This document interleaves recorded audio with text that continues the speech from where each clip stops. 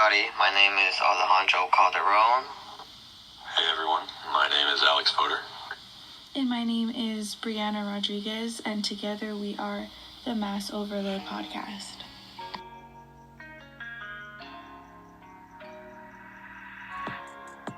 Hey, how are you guys doing today? I'm good, how are you? Doing well. Okay, so today we're going to talk about racial bias.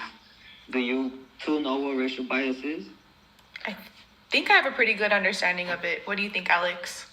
Yeah, I think so too. I mean, I think there's a lot of different ways to interpret it. But what we're going to talk about today just goes in depth on one or two specific issues to get a good idea. So. And what are those two specific issues? Yeah, so I researched the Kenosha shooting about 2 years ago with Kyle Rittenhouse. And kind of what I found is that because he was a white shooter, even after killing two people, mass media, Fox News, and other news sites like that kind of gave him the benefit of the doubt.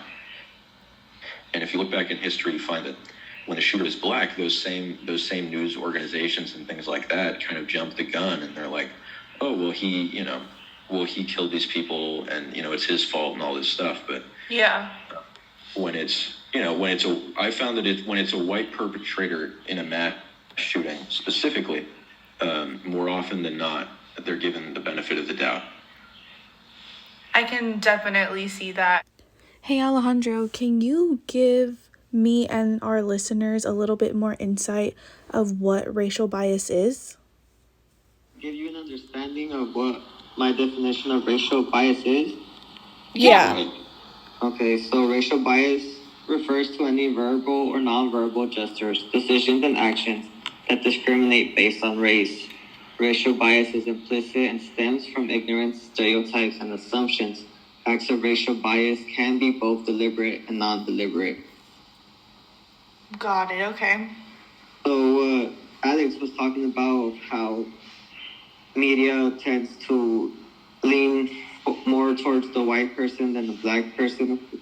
Mm-hmm. I found studies where a white person and a black person both committed the same crime, but at that time they sympathized more with the white man. They both had a history of domestic violence, but when everything came out to the public, even the neighbors saw this white male as a quote-unquote teddy bear. Mm-hmm. And, everybody seemed to love him, and they thought it was unexpected. But when it came to the African-American male, they looked up his past. They saw that he used to have a history of drug possession. That's exactly what they did to George Floyd, too. Yes, that's what they do to every person of color, mm-hmm. if they're a victim or not. But Brianna, what did you get from your research into George Floyd? Because I know that was a big issue that kind of that came about. Turned the page. Yeah. When I started researching about racial bias, I saw that it could be executed in many different ways.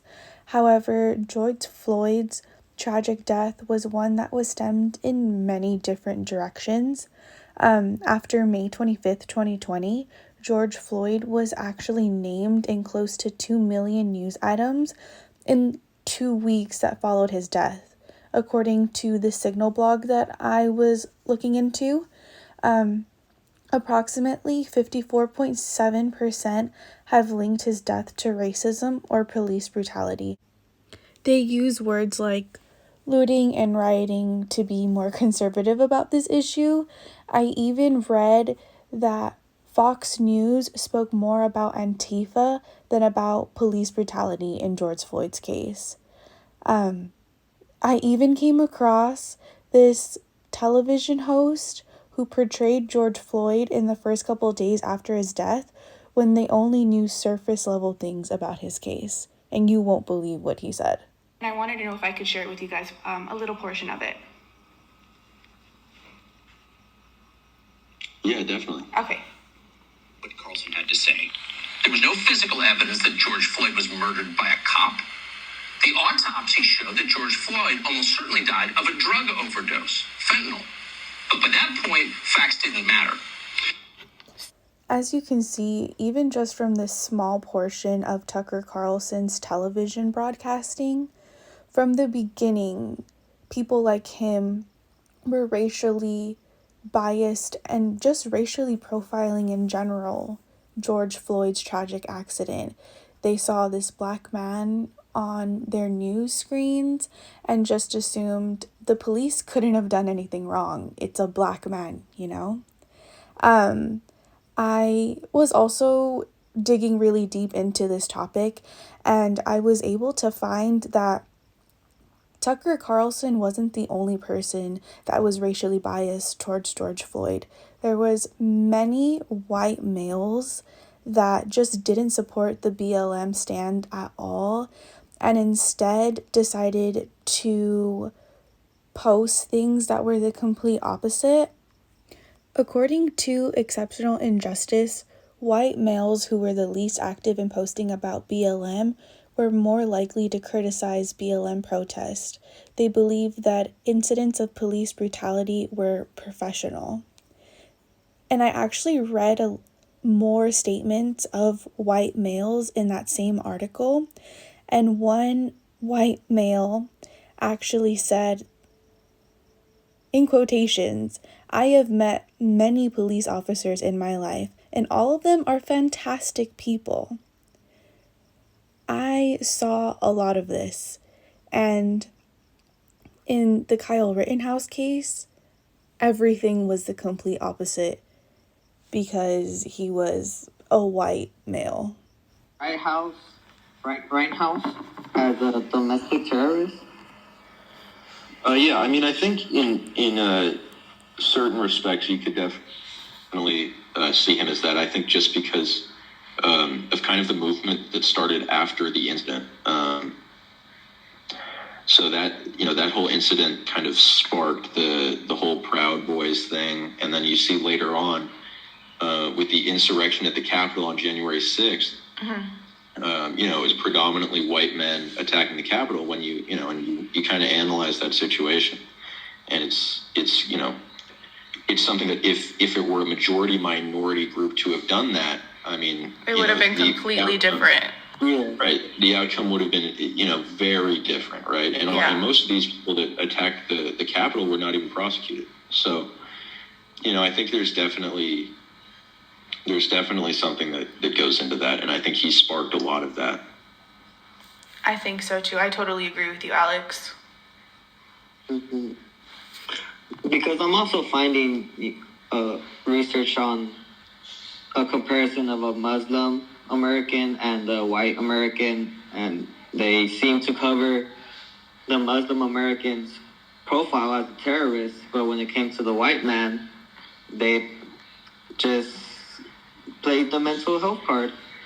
So I see that that's a big thing that they're using. They play the mental health card. They like the mental illness card, you could say. And that's definitely a problem. They just come up with these things and say they have a problem that they didn't see coming. So that's why they did what they did, which was shoot countless people. But it's like, I can definitely see that, especially even when I was researching about George Floyd and the whole incident that happened with him and the police brutality. They, even before when I used that one anchor's snip of the news broadcasting, the first thing he said was that, there was no... that the police wasn't the one that killed him. It was the fact that he was taking fentanyl beforehand, and that was the cause of his death. It wasn't even the policeman, which I think is crazy because obviously there's video footage of this whole incident, So they're trying to blame it on something that they're just trying to throw it under the rug. Exactly. George Floyd's fought for doing drugs before he was under the cop's knee. Exactly. Yeah, that's what they were saying. And a lot of people had that perspective in the beginning because that's the way, especially black people, are portrayed in the media. Is they're never the good guy; they're always the bad guy. Just tend to focus on the negative. I don't know, but that's crazy. Yeah, it is. They always tend to focus on the negative and never the positive about people of color, especially. They're always the bad guys, which sucks. But hopefully, maybe with social media taking this big part in everyone's lives, it could hopefully change in the future. Definitely. Yeah. Well, it was good talking to you guys.